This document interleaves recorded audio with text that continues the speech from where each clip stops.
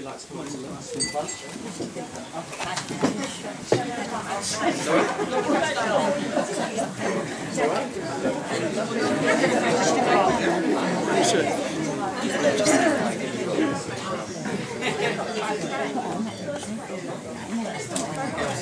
Want to go find it?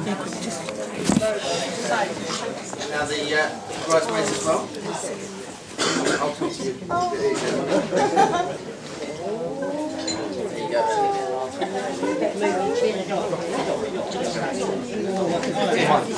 And Jenny. Just want to get out. She's gone off, she's not there. Oh, I don't know. I don't know where Jenny is.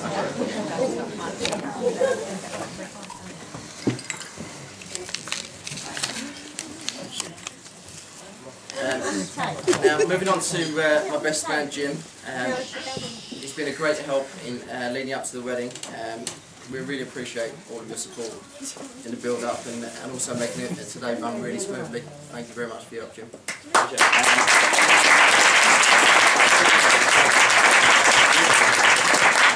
I've known Jim for about 16 years, since senior school and also throughout college, and then ever since then we've stayed close friends, and he's always up there or been there to offer me support or advice or even just to chat to. So thanks for being there, Jim. I'd like to thank him also for his efforts on a brilliant stag do in Liverpool, and also my other friends who chipped in with their great ideas, and also all the guys that turned up to the stag do. Thank you very much for being there. Although I'm not sure I can thank whoever, I don't know who it was, still haven't worked it out, whoever came up with the idea of me dressing up in a wedding dress and a wig. It was just a truly horrendous sight, so I'm not going to thank that person, but we'll find out who it is. Walking through Euston Station in his wedding dress, was falling down with a wig.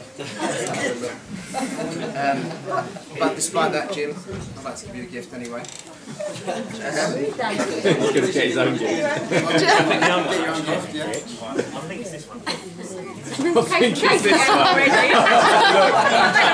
It's got the best one in it. Well, I hope it is. That's the best one I've had. Jim has failed in his first task of getting his own gift. So, whilst he looks for his present. Thanks, Dave. I've got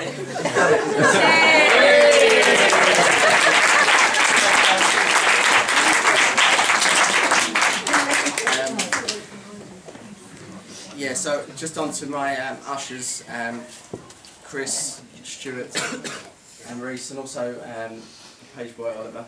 Just like to thank you for all your help today. Good work, little man. Yeah, special. I did actually want to make a little quick special mention as well to Chris, who, despite losing his job about 3 months ago, decided last week to buy a brand new, or almost brand new, Mercedes E-Class Coupe. Well, it's a ridiculously expensive car. Just in time for the wedding, I might add, but there is a reason why we call him Champagne Chris Gabriel. Just to see the drinking the champagne. Yeah. Just so I can get that joke in time, he has actually got a job, so. Cheers, Dave.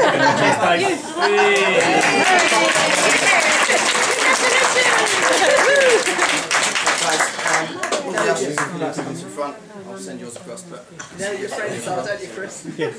Oliver, you nearly got your gift. Well done.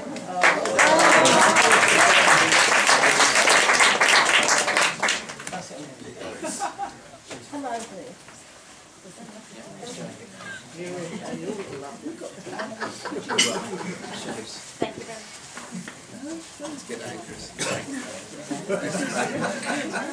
Your wedding dress, not Got a nice city. Friends, David, Now back to Katie. Katie, I'm not going to say anything out of Katie, she'll be really into that. But I just wanted to say that Katie's put a huge amount of effort into making today perfect, and I think she'll definitely achieve that. Katie, you're a lovely, caring person. You're always there to support me, and thank you for making me a very happy man. Bring to marry. It's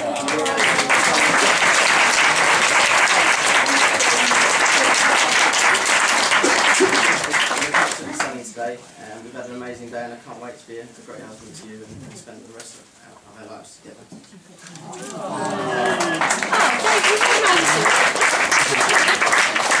Ladies and gentlemen, will you please be upstanding and close to my wife. Slowly there. Now, Nearly finished, but just before I do, I'd like to pass you over to my best man. I'd like to pass you over to my best man Jim, who's no, I won't take the mickey out of him today, but I can't think of this. But I'm sure he'll no doubt embarrass me with lots of stories that I've long since forgotten, and I'll probably be shocked to hear a few.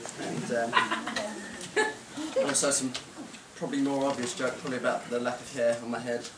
Stop nicking his line. That's it. We're gone. So over to my best man Jim.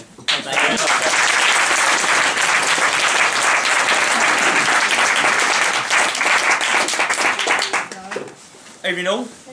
I'm Jim. My actual official name is James. On my birth certificate, but thanks Dave anyway. I think you might have got it right on the card.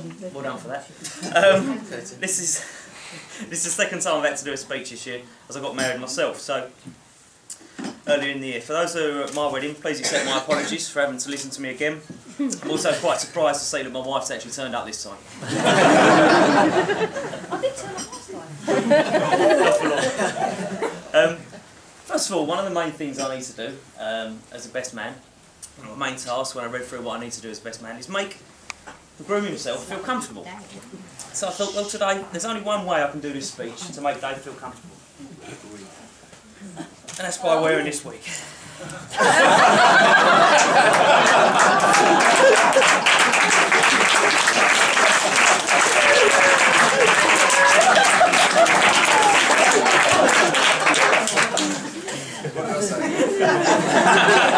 I was also feeling a bit out of place on the whole top table, to be honest.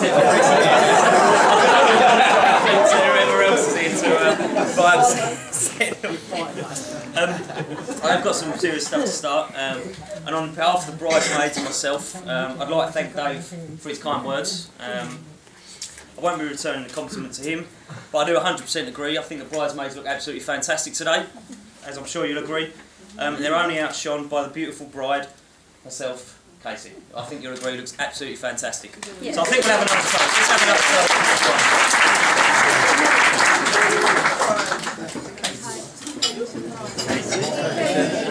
I think she looks lovely, lovely, lovely, lovely, lovely, JB.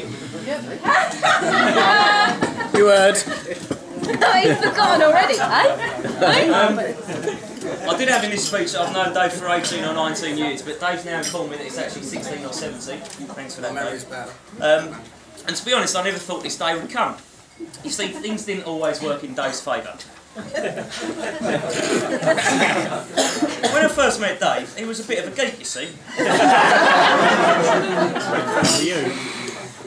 In particular, he was a very keen member of band camp. Now, not wanting to play a cool instrument like the drums or the saxophone or even the piano to keep the pianist happy, Dave liked to play a mean trumpet. Now, some of us would actually say this is Dave's first love. So I don't know if Katie's ever heard Dave play his trumpet, or Dave's musical prowess, or his first love comes through. So I thought today, Dave, we'd re-engage you with your trumpet.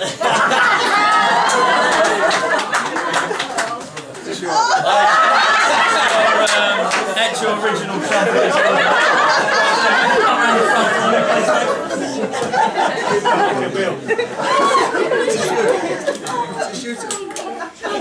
make sure it's up the right way, Dave. So if you can do a little rendition. If you can do a little rendition. Yeah, it works fantastic. Is that alright? When you're done, don't show them. It's rocking. Have a little try. Dave, you can do it with your lips, you know you can. Oh, just look at Bandcamp memory. Have we got any more members of Bandcamp, Stu? Would you like to step forward? Chloe's Bandcamp. And Dan at the back somewhere. No, do you want to try? Yeah, he stuffed it on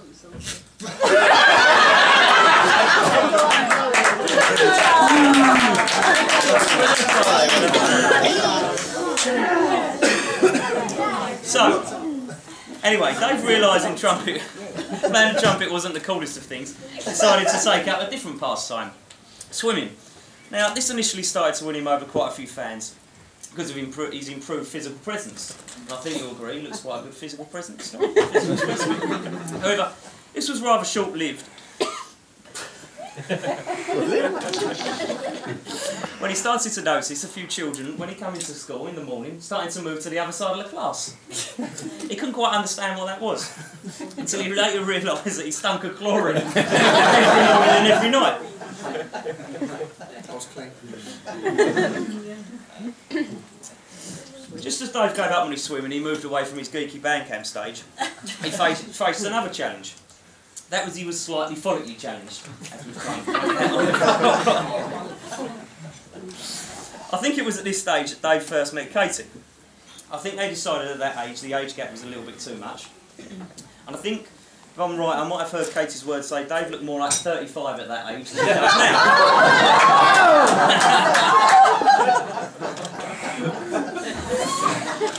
Actually, I'm not sure that many people have ever seen Dave with hair. I've ever noticed Dave with hair. So in light of this, I'd like to show you exactly what Dave does look like with hair. As he kind of pointed out earlier, he does. He did wear this with a wedding dress, but I'd like him to also wear this just today, just on the side. I've got pictures of him in this same wig in a wedding dress. Look, he's really Anyone would particular like to how he see puts that. it on. Make it get it as good right. as possible. Oh, there we go. That's good. What? They're both in the wig, so alright. I've got the wedding dress. Do you want the wedding dress?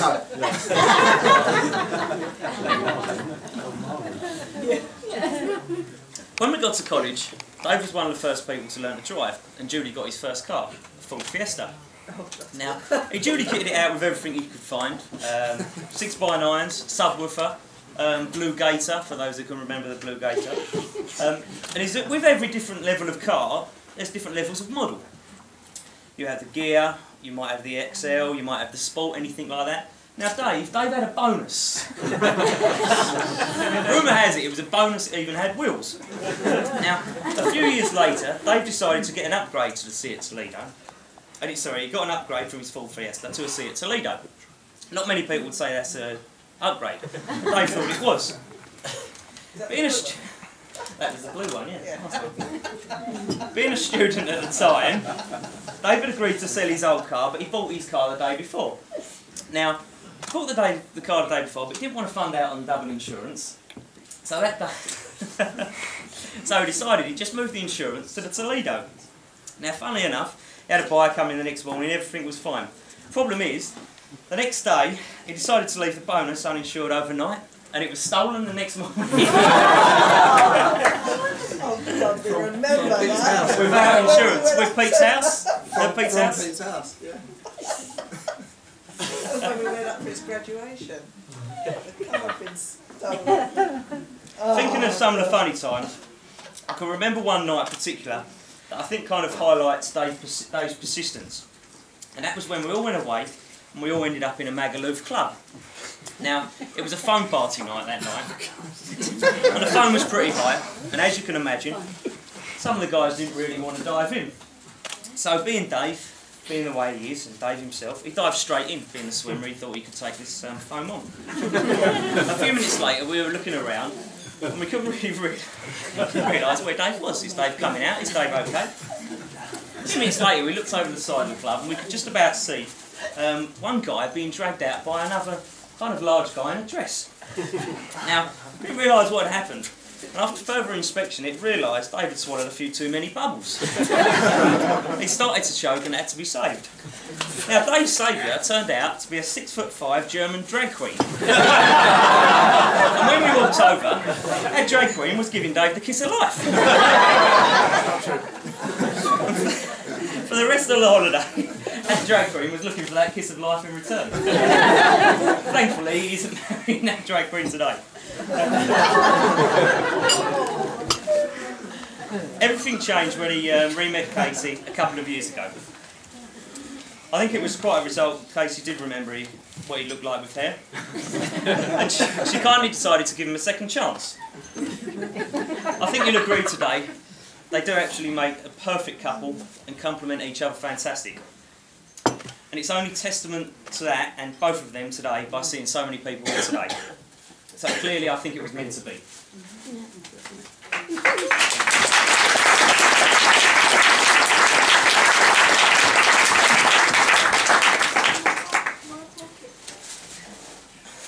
I think it's already been mentioned in the past. We'll go again. Of course, when Dave refound his soulmate, he also met his other soulmate, Bruce, who Martin kindly pointed on earlier.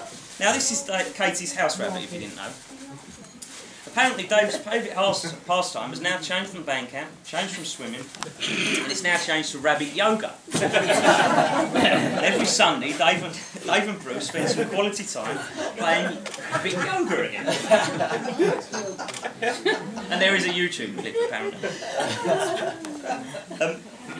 I've heard that part of the Duncan tradition, when coming into the family, is to clearly identify whether you're a Tottenham or a West Ham fan. Now, Dave seems to think, as a rule, that he's a Liverpool fan. I think today we've currently clarified both Katie and Dave with the goals are West Ham fans.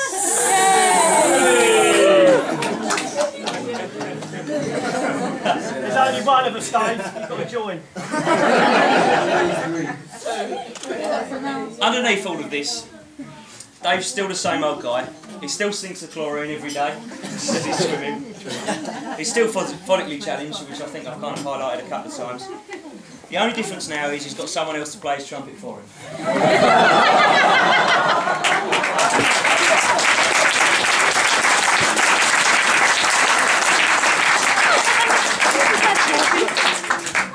I'd like to kind of wrap up on that point, guys. Please move on. I'd like to make what I think is the most important toast, and that's a toast to the lovely couple today. Casey and Dave, I think it's been a great day so far, as you'll all agree. It was on quite short notice. I think they've done a fantastic job, in particular Casey. And I can only hope they have a great life together, which I'm sure they will do. So a toast to the bride and groom. Please be upstanding.